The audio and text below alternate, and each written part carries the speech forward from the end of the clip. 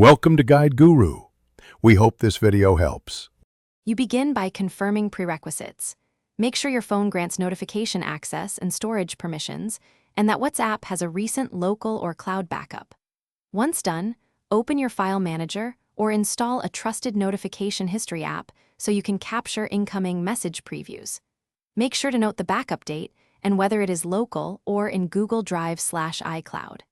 This matters because restoring will overwrite current chats, so back up current conversations first to avoid data loss. Now focus on the middle steps. If a deleted message exists in a backup, uninstall WhatsApp and reinstall while keeping your SIM and phone number active. During setup, choose Restore from Local File or Cloud. Android can use a renamed MSG store.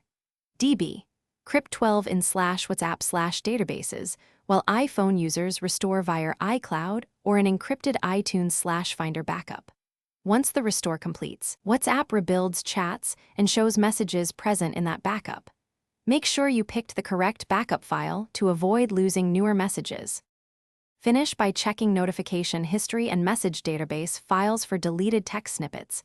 Notification logs often retain content you can read without restoring.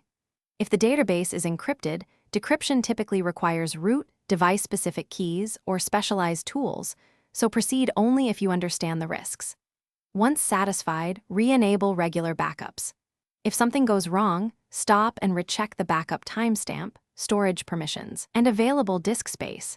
That single check usually fixes failed restores and prevents further data loss. Thanks for watching. Consider subscribing if we helped you today.